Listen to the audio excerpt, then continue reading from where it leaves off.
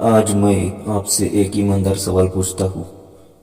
क्या आपके साथ ऐसा होता है कि आप पूरा दिन चार्ट देखते हो, इंडिकेटर्स लगाते हो, न्यूज़ पढ़ते हो, सब कुछ परफेक्ट लग रहा होता है, लेकिन जैसे ही बाय या सेल बटन दबाने का समय आता है, आपका हाथ रुक जाता है और 5 मिनट बाद वही स्टॉक भाग जाता है और आप सोचते रह जाते हो, काश मैंने ट्रेड लिया लिया होता।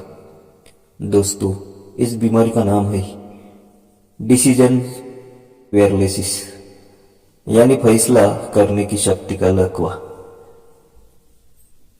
आज हम इसे समझेंगे और इसे हमेशा के लिए खत्म करेंगे। भगवत गीता से पहले अध्याय, अर्जुन विषाद योग से प्रॉब्लम आइडेंटिफिकेशन। अब सवाल यह है, डिसीजन पैरालिसिस होता क्या है? इसके 3 मुख्य कारण हैं। पहला कारण, ओवर एनालिसिस। बहुत ज़्यादा इंडिकेटर, बहुत ज़्यादा यूट्यूब, बहुत ज़्यादा ओपिनियन।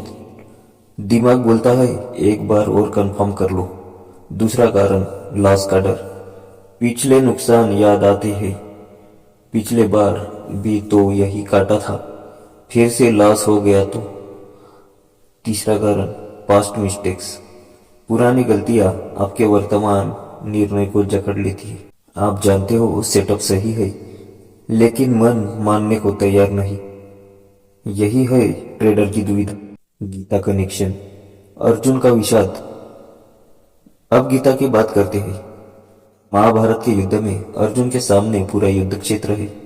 उसे पता है युद्ध करना उसका कर्तव्य है, धर्म उसके साथ है, कृष्ण उसके साथ है। फिर भी क्या होता है? अर्जुन कहता है, मैं युद्ध नहीं कर सकता, मेरे हाथ कांप रहे हैं, मेरा मन भ्रमित हो रहा है। दोस्तों, अर्जुन का यह हाल आज के ट्रेडर जैसा है। ट्रेडर भी कहता है सेटअप सही है, रिस्क मैनेजमेंट है, फिर भी डर लग रहा है। और तब श्री कृष्ण कहते हैं, कर्मण्येवाधिकारस्ते मा फलेषु कदाचन। तुम्हारा अधिकार सिर्फ कर्म पर है, फल पर नहीं। यानी ट्रेड लेना तुम्हारा काम है, प्रॉफिट देना मार्केट का काम है। सूत्र 1, अपना धर्म पहचानो। अब पहला सूत्र, अपने धर्म को पहचानो। ट्रेडिंग में आपका धर्म है आपका ट्रेडिंग प्लान। आपका प्लान होना चाहिए सिंपल, रूल बेस्ड, टेस्टेड। मतलब एंट्री कब लेनी है, स्टॉप लॉस कब लगाना है, टारगेट क्या है। जब आपका प्लान बोले हाँ एंट्री लो, तब आपका काम है एग्जीक्यूट करना, सोच विचार नहीं। डिसीजन पहले हो चुका है, प्लान बनाते समय बटन दबाना अब सिर्फ कर्म है। यही है ट्रेडर का धर्म। सूत्र 2, अनासक्ति से एंट्री लो। अब दूसरा सूत्र, परफेक्ट एंट्री की बुक छोड़ो। डिसीजन पैरालिसिस तब होता है जब आप 100% श्योर होना चाहते हैं, लेकिन मार्केट में 100% श्योर कुछ नहीं होता। गीता कहती है, धर्म करो, फल से आसक्ति मत रखो। ट्रेडिंग में इसका मतलब, जैसे ही ट्रेड लिया, टारगेट लगा दिया, स्टॉप लॉस लगा दो, अब आपका काम खत्म। अब ये मत सोचो प्रॉफिट होगा या नहीं, रिवर्स हो गया तो मार्केट जो देगा उसे स्वीकार करो। यही अनासक्ति है। और जब आसक्ति खत्म होती है तो डर भी खत्म हो जाता है। सूत्र 3, लॉस को गुरु बनाओ। अब तीसरा सूत्र, लॉस को दुश्मन मत बनाओ। हर लॉस आपका शिक्षक है। गलती तब होती है जब आप लॉस को अपने इज्जत से जोड़ लेते हैं। सही तरीका, लॉस को रिव्यू करो, रिग्रेट मत करो।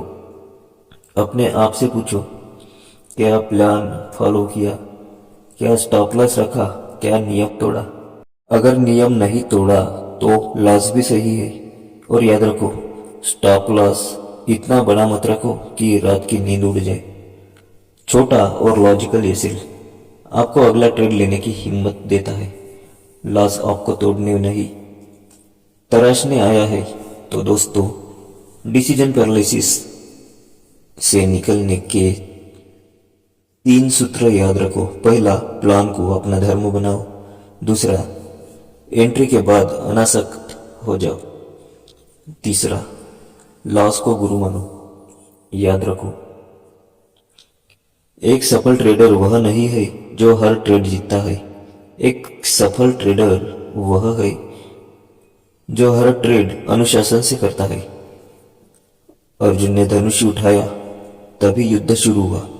ट्रेडर जब बटन दबाता है तभी उसकी यात्रा शुरू होती है। डरो मत, कर्म करो। जय ट्रेडिंग, जय अनुशासन।